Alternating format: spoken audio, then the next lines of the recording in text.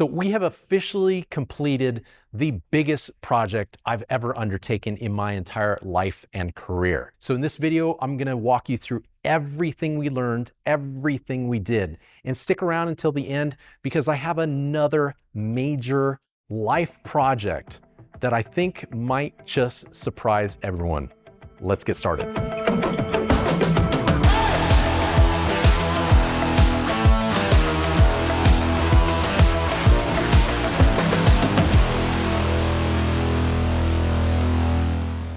So behind me is our brand new assembly and fulfillment center. I'll walk you around the outside, then we'll go inside to show you how we laid it out to create a really lean, optimized work center so that we can actually assemble things and distribute them with literally almost like no waste. There's always gonna be waste, but we wanna minimize as much as possible. So from the outside, you can see that we maybe had some changes that were unexpected with most people, especially when it came to the plans. Right here is a beautiful glass garage door. Now, the plan was to have 2 garage doors. The idea there is you come in with raw materials off of a truck, you don't put them on a pallet rack, you bring them into the facility, door goes up, we have these racks that are gonna be on the other side of the glass, they go in, and then this closes, keeps everything nice and like kind of soundproof, definitely clean. It's just a better work environment in there. It's more like a laboratory rather than a machine shop. I mean, everything's clean around here,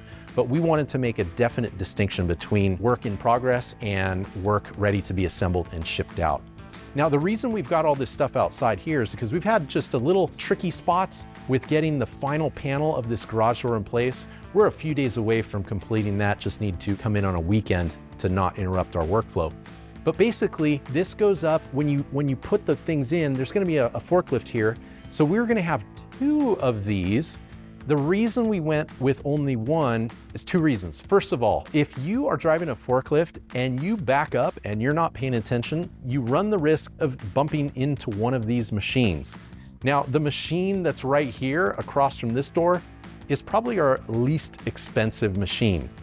Had we put another door on that end, bumping into this machine is our most expensive machine. This is our Doosan Puma MX2100. I'll put a link in the description below to show you delivery and operation of that. It's not something that I even wanted to think could happen that we would bump into it with a forklift.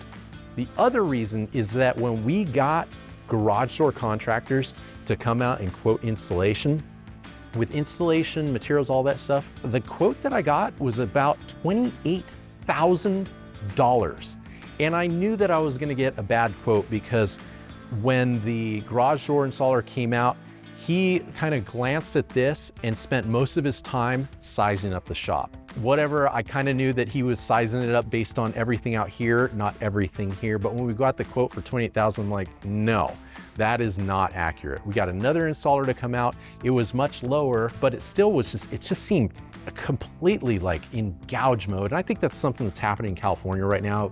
Lots of contractors are in gouge mode because they're in demand. Trades are a great career to go into. I understand that. What we ended up doing is we bought this garage door. It's an Amar Vista, aluminum frame, tempered glass, beautiful.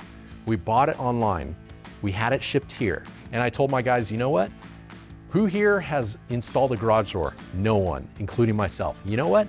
We're gonna learn how. Between the combination of the instructions that came with the garage door and a couple hours of YouTube, we're able to install this competently. So it's been actually a fun project. Like I said, there's a few things that we have to figure out about the hangers. We drywalled the ceiling, where in retrospect, we probably should have hung all the tracks first, and then the drywallers could have come in and then drywalled over it. Lesson learned. I knew this would happen. We're pro failure around here, but we've got some great solutions so we can install the tracks in that final panel. Now let's walk down here because that's really where everything starts. All the large stuff, if it can't go on a shelf, it's gonna stay out here. And then when it's time to assemble, like for example, our pallets for our PPS, we got some MPS pallets, and then we have our Max 4 rotary pallet system pallets here. You can pull it in, create a nice work cell, and then when you're done, you just roll the carts back out here. Remember, we don't want to adapt to the environment, we want to adapt the environment to us. So this is kind of like parking spots or a queue so that when we go to assemble stuff, these things are out of the way. Imagine if we had to put all this stuff in there, this place would be a lot bigger. Larger size is not an asset in manufacturing because it causes you to waste motion from moving from point A to point B. So I've always been a proponent of tighter work environments just to minimize that travel. Let's step inside. Okay, so when you walk in, the first thing you'll notice is that we have two distinct rows in this work area. So this is the assembly row. This one over here is the fulfillment row. Now the thinking here, and that's why we have that garage door, is raw materials or raw components will always go on this side of the wall. We have the garage door there because that's gonna be heavy stuff that arrives on a pallet. A lot of this smaller stuff, it's either gonna be like something that we offload off of a cart because it's produced in-house, or it goes in bins. Quick tip there, we use 4 different colors of bins. A red bin designates raw material. Blue is work in progress, or blue for bonus stock. Gray is it's done, it's finished, means gray is good to go to assembly or good to go to outside processing. And then black, we have black bins that we keep at the bottom of all our carts. That's for scrap, so we're not walking. If we have a part, like a setup part, or we scrap a part, we don't walk to the scrap bin. We put it in the black bin at the bottom of the cart. That way, no one confuses it. It doesn't get mixed into good parts. In an ideal working condition, someone will sit here, and we have all these build stations that align with the product line. So if someone were working here, they would simply be turning. Remember, rotational movement is the most efficient. There's linear movement, side to side, that's less efficient. Planar movement, which is work side to side and all around, less. And then you have things like bending over, reaching up. That would be kind of like your ball sock, you know, that universal all 6 axes of movement. We want to just focus on keeping most of the work between head level and like as far down as your hands can go. We don't want to be bending over. So we have this like little work area. You can bend over for stuff, but it's not ideal to do that over and over. We typically put like supplies on the bottom shelf or the top shelf. So ideally, this is the ideal human workspace here. We would pull raw components off, pivot here, do the assembly, bag it, and then put it on the shelves ready to be fulfilled. So you can see that we have a nice linear flow. Let's take a look at some of the other build cells. Right now, they just built these new tables, overhead lights. So this material here, it's just gas pipe. And then we have these things called key clamps or galvanized clamps. I think that's what they're called on McMaster Carr. We built all these tables. We got these tabletops from, I think, Uline or Global Industrial. It's kind of like Legos for assembly, an erector set for just adults, that type of thing. So again, our black bins where we're starting to populate all our components, and we build, in this case, from right to left. Let's swing over here really quick. And then our PPS build station, everything on the left here. We work here from left to right. We've got our build trays, things like that, where we pre-populate all the components that go into a PPS base. That's the first thing we do. It's borderline over-processing because we're grabbing all the things and we're putting them in here first. But what's worse, over-processing by loading this or not assembling one of our components correctly. Definitely a defect if we miss something, so that's why we load this up. And it's just a good visual indicator. If there's something left over, we built it wrong. We build 3 at a time. We have all our tools here, all our components, standardized fasteners, all these things are labeled, they just go in. Again, we have individual bag sealers, we seal it, and we're just basically like pivoting. We want to keep pivoting, putting them in place. And this is where the heavy stuff. So this is for our vacuum chucks, our top plates, all the things that we don't want to over-process or waste motion on. We don't want to take them off of a pallet and then put them on a shelf and then the shelf. We don't want to do that. We just want to keep them on a pallet, load it here. And then you can slide it. We're going to keep the heavy stuff about here so you can slide it off a shelf, assemble our vacuum chucks, test it, bag it, seal it, slide it onto the shelf. Now, when we go to fulfill it, now we're standing in this aisle here, and we can pull all of our completed work here and simply pivot. We have our boxes above us. The guys right now are building a second table. So we're having dual shipping fulfillment tables, I guess that's what they're calling it. And so you can box it here. So a lot of the problems that we had in our previous facilities, we had one computer, we had one scale, one water activated craft tape. And so the guys on a heavy shipping day, you're always like bumping into the other guy. We have 2 independent stations. Like I said, they're building this one. One of the other things that we used to do is when we were done fulfilling it, put the label on, we would pick it up, we would walk over, put it on a cart, and then at the end of the day, we would roll it out to the UPS truck. The cool thing that we came up with here is when you are done, we're playing with the angle here, but you can simply just take your package and push it onto this conveyor back here. It's high a little bit right now.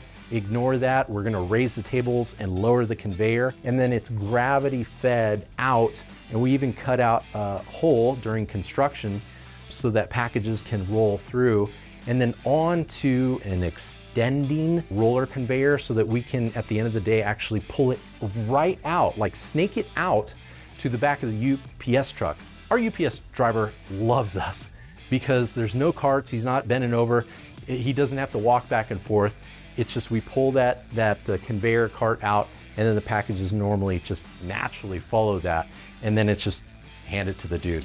So far, I mean, the guys are loving this. We've got all our packaging supplies. I won't go into too much detail about our packaging supplies and our layout, because one announcement that I want to make, and it's not the main announcement, but we started a second channel called Pierson Plus, where my guys will sit with my media guy, Nathan, and he'll just ask questions and explain lots of the application of the lean principles that I've been teaching my guys. Now, let's walk over to the other side of the shop. I'm gonna show you something related to, my big announcement at the end.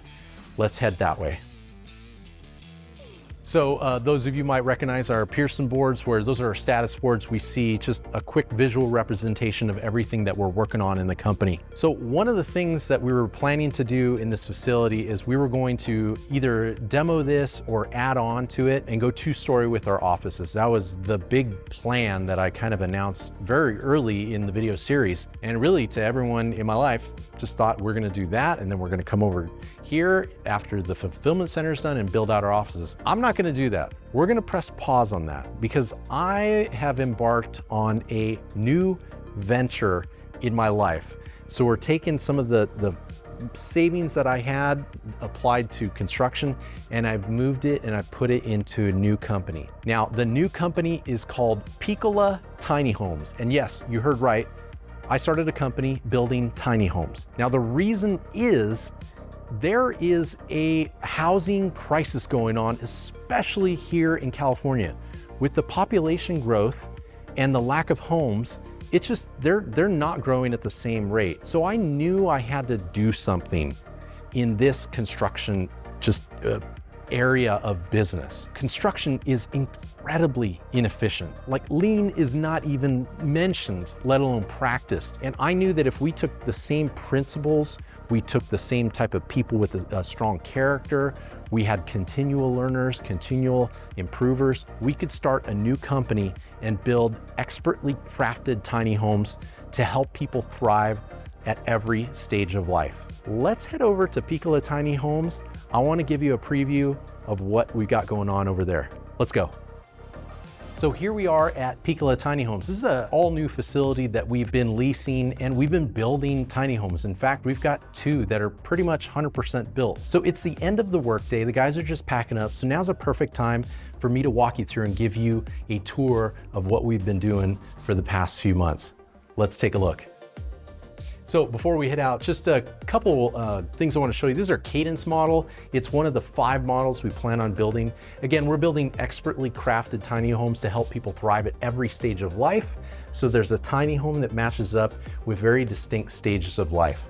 This model here is our minuet. That's what we're building out here. No need to look at that. I'll show you the real thing.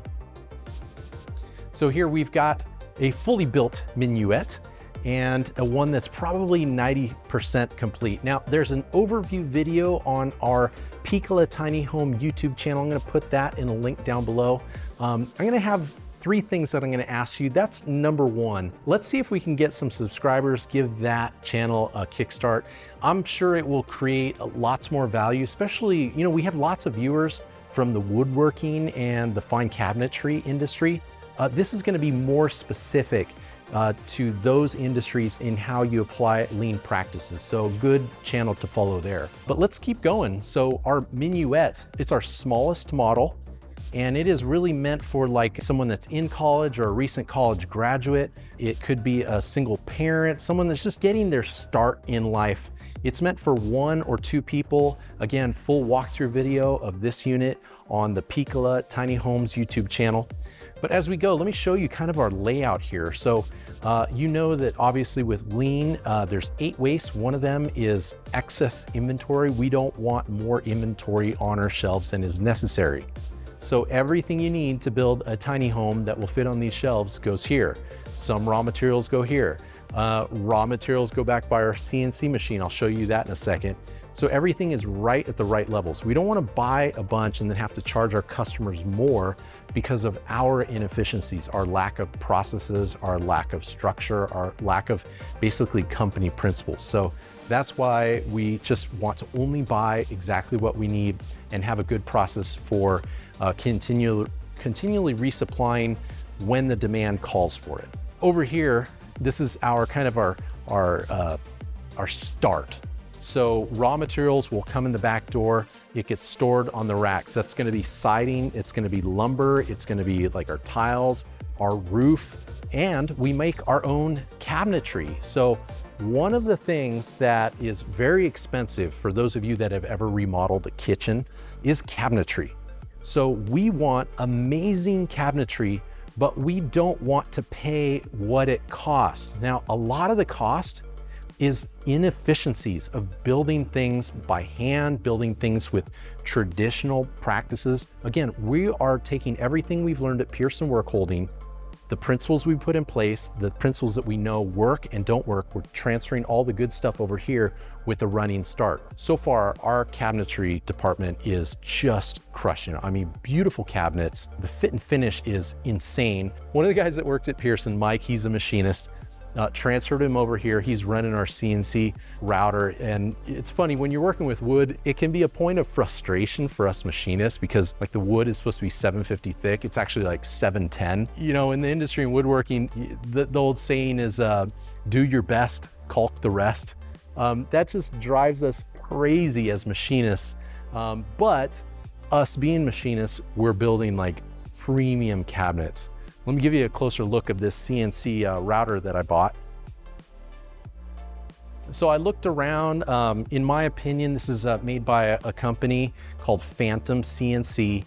So of all the routers out there, I felt like this had the best initial value. It's a 5x10. It came with a vacuum system, dual vacuum system, not like the ones that we sell at Pierson. That's Venturi based. This is an electrical pump based, high flow, low vacuum level. Our VPU at Pierson is low flow, high vacuum level, like you have to apply maximum holding power to a metal part. When you have large surface areas like this, like cabinet faces, the ultimate vacuum level doesn't really matter. But these surfaces are constantly leaking, so you're going for vacuum flow rate here. It's got these rollers here that help hold the part down as it takes cuts. It's got an 8-station wine rack tool changer, CNC cabinet. We're running it with Fusion 360, so we can just send our programs to the control, hit start. Very low learning curve because we basically just went from metal parts to wood parts, and Mike knows Fusion 360 through and through. There's a few things, new technologies we had to learn, like edge banding. That was new to us. So we ran through a few edge banding machines, cheap ones, wrecked them, literally like used one for something like a month and realized we were using it wrong. Great, now we've learned from that. Remember, Pierson Workholding, we're pro failure.